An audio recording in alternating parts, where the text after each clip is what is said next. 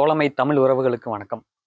நம்ம இன்னைக்கு 1965ல இந்திய அரசால தமிழ்நாட்டுல இந்தி திணிப்பு ஒரு நிகழ்ச்சி நடந்தது. அதாவது சொல்ல போனா தமிழ்நாட்டுல அரசு அலுவல் மொழியா இந்தி தான் இருக்கணும், தமிழ் இருக்கக்கூடாது அப்படிங்கிற சட்டத்தை நிறைவேற்றினாங்க. இந்த சட்டத்தை எதிர்த்து தமிழ் உணர்வாளர்கள் தமிழ்நாடு முழுக்க போராட்டம் நடத்தினாங்க. அதுலயும் முக்கியமா நம்ம பொள்ளாச்சி பகுதியில நூற்றுக்கணக்கான பேர் உயிர் ஈகம் பண்ணியிருக்காங்க. இப்படி நூற்றுக்கணக்கான பேர் இந்திய அரசாங்கத்தினால் கொன்னு குவிக்கப்பட்டிருக்காங்க. இது பத்தின ஏதாவது தரவுகள் அரசாங்கட்ட இருக்குமா, செய்தியாளர்கிட்ட இருக்குமா, இல்ல ஆய்வாளர்கிட்ட இருக்குமான்னு கேட்டா எதுவுமே இல்லை. ஆனா இது ஒரு கட்டுக்கதை மாதிரியும் ஒரு கற்பனை கதை மாதிரியும் புழங்கிட்டு இருக்கு. மொழிப்போர்ல என்னதான் நடந்தது, உண்மை சம்பவம் என்ன நடந்தது அப்படின்னு கலாய்வு பண்றதுக்காக வழக்கறிஞர் இளங்கோவன் அவர்களும் அவருடன் தோழர் இசைமணி அவர்களும் தோழமை நண்பர்கள் சேர்ந்து கலாய்வு பண்ணாங்க. அதை பத்தின காணொளி நம்ம வலையொலி பக்கத்துல முன்னவே வெளியிட்டிருக்கோம். அவங்க முன்னெடுத்த ஆவணப்படத்தோட தொகுப்பு. அது முற்றிலுமான ஆவணப்படமான்னு கேட்டா அது கிடையாது. அது திரைக்கு முன்னே தன்னை வெளிப்படுத்திக்க தயாரா இருந்தவங்களோட சிறு தொகுப்பு. அந்த திரைக்கு மறைவா அவங்க சொன்ன செய்திகள் பல இருக்கு. இப்ப இளங்கோவன் தோழர் நம்ம கூட இல்லை. அவருடன் இணைஞ்சு பயணிச்சு இன்னும் பொள்ளாச்சி மொழிப்போர் சம்பந்தமா ஆய்வு நடத்தி அதை பத்தின நூல் தயாரிச்சுட்டு இருக்க தோழர் இசைமணி அவர்களிடம் நம்ம இன்னைக்கு நேர்காணல் நடத்த போறோம். தோழர் வணக்கம். வணக்கம். உங்களுக்கு இந்த மொழிப்போர் சம்பந்தமா நீங்களும் சரி இளங்கோத்தோடும் சரி இதை ஆய்வு பண்ணணும், இது அடுத்த கட்டத்துக்கு நகர்த்தணும், இதை பத்தின உண்மையெல்லாம் வெளிக்கொண்டு வரணும்னு உங்களுக்கு ஏன் தோணுச்சு?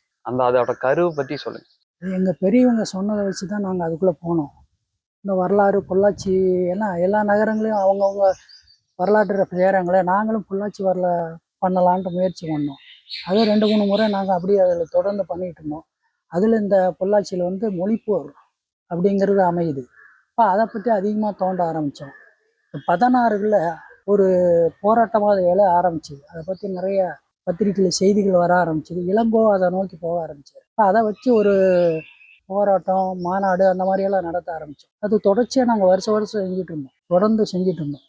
அவர் இருக்கும் வரை எங்களுக்கு இறந்த பிறகு கூட நாங்கள் செய்ய ஆரம்பித்தோம், செஞ்சுட்டு தான் இருக்கிறோம். இதுவும் அதை தொடர்ச்சி அந்த பணியை நான் செஞ்சுட்டே இருக்கிறேன். அந்த ஆய்வுக்கான ஒரு ஆவணம் கூட வெளியிட்டோம். அவர் இருக்கும்போதே ஒரு சிறப்பாக வெளியிட்டோம். அதனுடைய முழுமையான பதிப்பை கூட நாங்கள் பண்ணலாங்கிற ஒரு தொடர்ச்சியில் அந்த ஆய்வு முயற்சி தொடர்ந்து நடந்துட்டு அது நூலாக கொண்டு வரக்க வருமானம் முடிச்சு நூலாக ஆணையமாக கொண்டு வந்துடுவோம். இந்தி திணிக்கிறதுக்கான காரணம் என்னவா இருக்கும்னு நீங்க நினைக்கிறீங்க? நீங்க தமிழ் தேசிய தளத்துக்குள்ள நீங்க தீவிரமா வேலை செஞ்சுட்டு இருந்தீங்க. உங்க ஆய்வுகள்ல என்ன காரணமா அமையுது? அவங்க ஒரு நாடு ஒரு மொழி அப்படிங்கிற அந்த தேசியம் நோக்கிய அவங்களுடைய கட்டமைப்பு தான் அது. அப்ப தேசியம்னாலே ஒரு மொழி பேசுவங்க ஒரு தேசியங்கிற வரைவு. இத இந்தியா பிரகடனம் பண்ணுதுங்களா? அதுதான் அவங்களுடைய முக்கியமான இது பணி. அதை நோக்கி தான் அவங்க சென்றிருக்காங்க. அகண்ட இந்திய, அகண்ட பாரதம், இந்தியம் இல்ல பாரதம். அப்ப இந்த திட்டம் அவங்க கையில எப்ப வந்துச்சு? அது கிட்டத்தட்ட அவங்களுக்கு 1850லேருந்து அவங்க அந்த திட்டங்களை செயல்பட ஆரம்பிச்சாங்க. அது பெரும்பான்மை இவங்களுக்கு முன்னால ஆங்கிலேயரே செயல்படுத்தணும் தான். அதை அப்படி இவங்க வாங்கிட்டாங்க. இவங்களாக செய்யலது. இவங்களுக்கு ஏன்னா இவங்க சமஸ்கிருதத்தை தான் கொண்டு வருவாங்க. அவங்க தான் எல்லாத்துக்கும் மூலம். ஆங்கிலேயர் தான் அந்த திட்டமிடுதல். அதை அப்படி இவங்க பின்னால இவங்களுக்கான திட்டமாக அதை செயல்படுத்தணும். 1880 அப்படிங்கும்போது அது ஏதாவது குறிப்பிட்ட ஆண்டுகள் அந்த மாதிரி குறியீடு இருக்குங்களா? அந்த மாதிரி இல்லை. அந்த காலகட்டத்துல மதமா இவங்க செயல்பட ஆரம்பிச்சிட்டாங்க. இந்து மதம் தோன்றிய இந்து மதங்கிற மாதிரி அவங்க பண்ண ஆரம்பிச்சிட்டாங்க. இல்லை எல்லாத்துக்கும் ஒரு பேர் வைக்க ஆரம்பிச்சாங்க. எல்லாத்துக்கும் இந்து தான், இந்தியாவில் இருக்கிறவங்க எல்லாம். அந்த மனிதர்கள் தரவுகள் சேகரிப்பு இப்ப ஆதார் கார்டு மாதிரி அப்ப யாரெல்லாம் கிறிஸ்தவர் இல்லையோ, யாரெல்லாம் இஸ்லாமியர் இல்லையோ அவங்க எல்லாம் இந்துக்கள் அப்படிங்கிற தரவுகள் அப்பதான் ஆரம்பிச்சாங்க. இப்ப ஆங்கிலேயர் காலத்துக்கு முன்னாடி எந்தெந்த காலகட்டங்கள்ல தமிழ் படிப்படியா அடி வாங்கிட்டே வந்தது? எப்பெல்லாம் தமிழை திரிக்கவோ அழிக்கவோ முயற்சிகள் நடந்தது? ரொம்ப காலமா நடந்ததாக வரலாற்றுல ஒரு பதிவு பண்ணி வச்சிருக்காங்க. உண்மையான வரலாற்று அப்படி இல்லை. இவங்க நம்ம மேல அடிமைத்தனத்தை திணிக்கிறாங்க. ஏன்னா ஆங்கில வரலாறு 300 ஆண்டுன்னு சொல்றாங்க. 300 ஆண்டு ஆங்கிலேயன் இருந்ததுக்கு எந்த சான்றும் இல்லை. இவங்க போலியை நம்ம மேல திணிக்கிறாங்க. அது 300 ஆண்டு நாங்க ஆண்டோம் அப்படின்னு அவங்க திணிக்கிறாங்க. அந்த திணித்தல் மூலம் நமக்கு ஒரு அடிமை புத்தி வரும். அப்பதான் நம்மளை ஆள முடியும். அவன் போராடியெல்லாம் நம்ம ஜெயிச்சு இந்தியாவை வாங்கல. வியாபாரியே வந்தா வியாபாரிகிட்ட நம்ம ஒப்படைச்சிட்டோம். அதைத்தான் டால்ஸ்டாய் கூட பதிவு பண்ணியிருக்காங்க. நிறைய அறிஞர்கள் அதை பதிவு பண்ணியிருக்காங்க. ஏன்னா சும்மா வியாபாரத்துக்கு வந்தவன, அவங்ககிட்ட போர் வீரர்கள் யாரும் கிடையாது. சும்மா வந்தவன் அவ்வளோதான், வியாபாரத்துக்கு வந்தவன். தூக்கி அவங்க கையில் கொடுத்துட்டோம். அவன் ஆட்சி. எந்த காலகட்டம் வரைக்கும் தமிழ் மொழி செழிப்பா இருந்ததுன்னு நீங்க நினைக்கிறீங்க? 18ஆம் நூற்றாண்டு வரை அது நல்லா செழிப்பாக தான் இருந்தது. விஜயநகர பேரரசு. விஜயநகர பேரரசு இங்கே ஆண்டதுக்கான சான்றுகள் நம்மகிட்ட கிடையாது. ஒன்று காட்டுறாங்க, திருமலை நாயக்கன் மகால்னு ஒன்று இருக்குது. இவங்க அதுக்கு பேர் திருமலை நாயக்கன் இவங்க வச்சுட்டாங்க. அதான் நம்ம மண்டபம். எதா இருந்தாலும் அவன் அவன் பேரை மாத்திடுவான், அவனுக்கான பேரை மாத்திடுவான், அவனுக்கான இதாக பண்ணிடுவான். இப்ப அந்த மகாலே அவரது இல்ல. அவரு அதுக்கான சான்று எதுவும் கிடையாது. 1903ன்னு நினைக்கிறேன். அந்த வருடங்கள்ல வந்துதான் இந்திய வந்து அலுவல் மொழியை மாத்துறதுக்கான முதல் வரைவை வந்து திட்டமிட்டாங்க அப்படிங்கிறாங்க. அதை பத்தி என்ன சொல்றீங்க? இது இவங்க ஆட்சி அதிகாரம் வந்ததாக 11 தான் சொல்றாங்க. இங்க ஒரு இங்கிலாந்துல இருந்து ஜார்ஜ் மன்னர், 5ஆம் ஜார்ஜ் மன்னர் இங்க பட்டம் ஏற்றது 11 1911. 5லயே அந்த நிர்வாகத்தன்மை அவங்களுக்கு வந்ததாக சொல்லப்படுது. அதுக்கு முன்னால கல்வி வந்துடுச்சுல்ல, ஆங்கில கல்வி வந்துடுச்சு. அதுலதான் அவங்க சமஸ்கிருதத்தை கூத்துறாங்க அந்த சென்னை பல்கலைக்கழகத்துல. அதை எதிர்த்துதான் அவர் சென்னை கல்லூரில் நம்ம பூரணங்கம் பிள்ளையெல்லாம் பேசுறாங்க, தமிழ் அறிஞர்கள்லாம். இல்லை அது கூடாதுங்கிறாங்க. அப்புறம் தமிழை வச்சிருக்கிறாங்க. 11 திருப்பி அந்த தமிழை எடுக்கிறாங்க. அப்பதான் மரமொழி அடியெல்லாம் விட்டு விலகி போயிடுறாங்க. கல்லூரி ஆசிரியராக இருந்தவர் அதை அவர் ஏத்துக்காம வெளியே போயிடுறாங்க. நம்ம இலக்கியங்கள்லாம் ஆங்கிலேயர் காலத்துல தான் மீட்டெடுக்கப்பட்டுச்சு அப்படின்னு சொல்றாங்க. ஆங்கிலேயர் தான் மீட்டெடுத்தாங்களா இல்ல தமிழர்கள் மீட்டெடுத்தாங்க? இல்ல, அது இருந்தது. அச்சுக்கு கொண்டு வர அவங்க தேவை. இந்தியாவில் வர்றாங்க, வியாபாரம் பண்றாங்க. அப்ப அந்த மொழியை அறிஞ்சுக்கணும், அந்த மொழியை பத்தி தெரிஞ்சுக்கணும். அறிவு திருட்டு. ஆமா, அதுதான் அவங்க செய்யறாங்க. அவங்களுக்கு தேவையை விட்டு தான் செய்யறாங்க. அவங்க இலக்கணங்களும் அப்படிதான் செய்வாங்க. இலக்கணம் ஒவ்வொரு முறையும் வரும்போது ஆங்கில மொழிக்கும் தொல்காப்பியத்துக்கும் அந்த உறவு முறை என்ன, ஆங்கில மொழிக்கும் தமிழ் மொழிக்கும் அப்படிதான் அவங்க பண்ணியிருக்காங்க. அவங்க தனிச்சு பண்ணல. நம்மளை பத்தி தெரிஞ்சுக்கிறதுக்காக அவங்க நம்ம அறிவுகளை அவங்க தோண்ட ஆரம்பிச்சாங்க. சுவடியில் இருந்தது ஆமா, காகிதத்துல பதிவு பண்ணாங்க. அதுதான் அவங்களோட முயற்சி. 12ல் திருக்குறளை பண்ணதாக சொல்றாங்க. அவர் தான் அழகா பண்ணாரு. நம்ம அயோத்திதாசரோட அப்பா தான் அவர்கிட்ட ஒர்க் பண்ணிட்டு இருந்தாரு. கந்தப்பன் ஒரு பேர். அவர் தான் அப்புறம் அந்த நூல்கள்லாம் கொடுக்குறாங்க. அவங்க கையில நிறைய இருந்தது. 4ஆம் தமிழ் சங்கம் அதே நீங்க சொல்ற அதே ஆண்டுகள்ல தான் ஆரம்பிச்சு 1912ங்களா?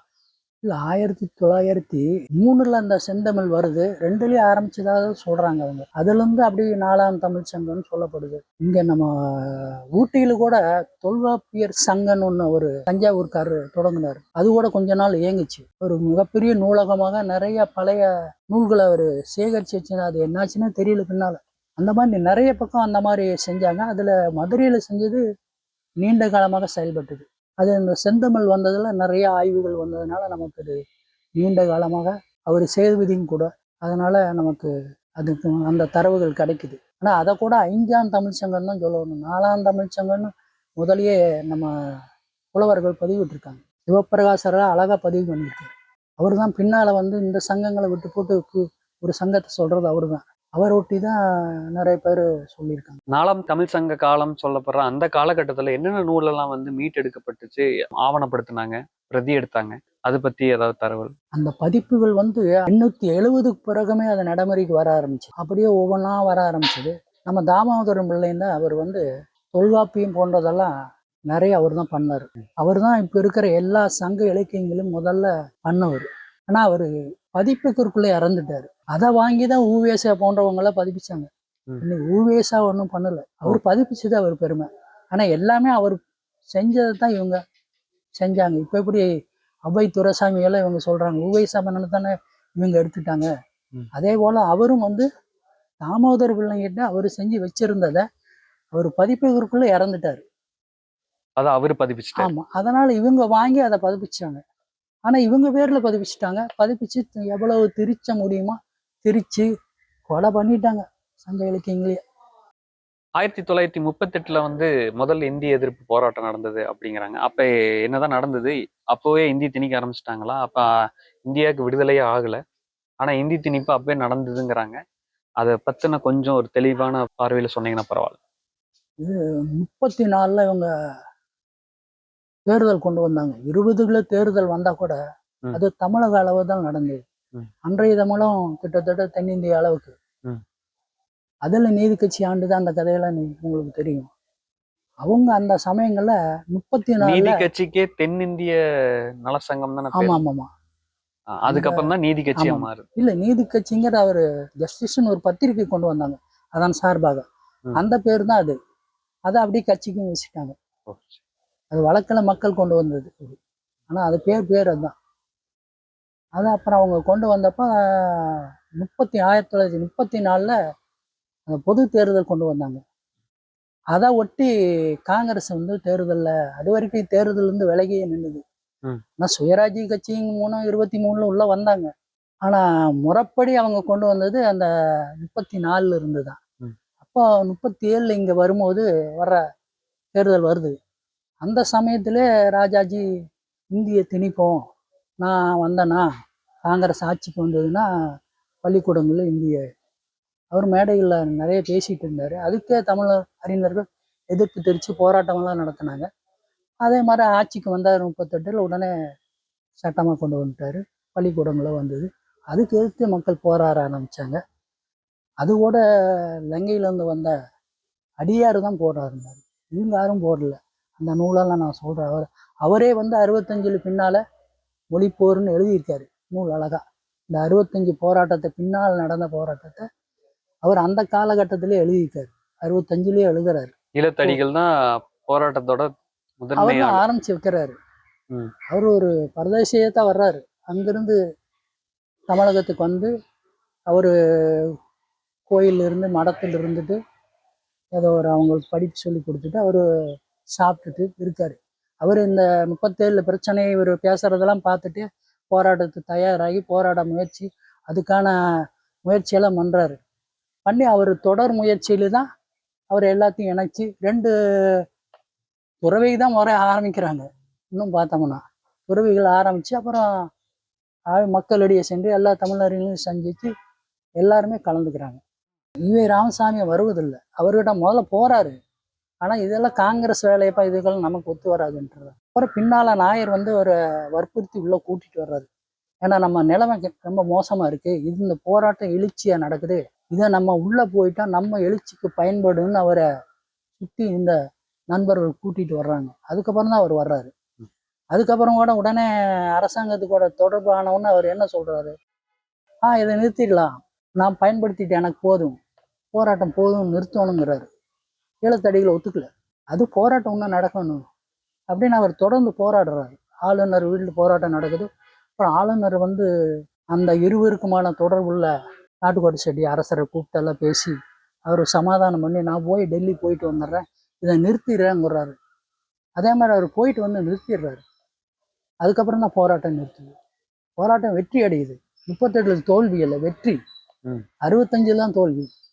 இப்ப 38 போராட்டம் வெற்றி பெற்றுச்சு. ஈழத்தடிகள் போராட்டம். ஈழத்தடிகள் கூட வேற யாரெல்லாம் களத்துல இருந்தாங்க? அன்றைக்கு இருக்க எல்லா தலைவருமே தமிழர்கள் எல்லாருமே, நான் சோமசுந்தரம், நம்ம கியாப்பை கடைசி வரைக்கும் இருந்த அவரும் பெரியார் கூட இருந்தவர்னு சொல்லுவாரு. 2 பேர்த்தையும் சம தலைவர்கள் தான் சொல்லுவாங்க. அன்னைக்கு அவங்க எல்லாம் போராடினாங்க. நீ சொல்ல போனா ராமசாமி வந்து ஒரு கடைசியில வந்து அவருக்கு பின்னாலதான் அவர் இணைகிறாரு. இணைஞ்சு அவர் வந்தாரு, முடிஞ்சாரு. அவர் பலன் ஒண்ணு விலகிட்டாரு. போராட்டம் நடந்துட்டு இருக்கு. இடையில நின்னாச்சு போராட்டம்னு அவரை அறிவிக்கிறாரு. அறிவிச்ச தரவுகள் இருக்குங்களா? இருக்கு. அவர் தான் அடிகளார் புக்கவே எழுதியிருக்காரு. இந்திய எதிர்ப்பு அன்றும் இன்றும் ஈழத்தடிகள் வெளியிட்டது. அதனுடைய மறுபதிப்பு இது. அதுல 28ஆம் பக்கத்துல நடைபெற்ற இந்திய எதிர்ப்பு கிளர்ச்சி காங்கிரஸ் மந்திரிகளுக்கு தொல்லை கொடுக்க வேண்டும் என்பதற்காக நான் அதுபோல பயன்படுத்தி கொண்டேனே ஒழிய உண்மையிலேயே எனக்கு இந்தி கட்டாயமாக்கப்படுவதை பற்றியோ அதனால் தமிழ் அழிந்துவிடும் என்பதை பற்றியோ கவலை இல்லை என்று அவர் தெளிவாக கூறியிருக்கார்.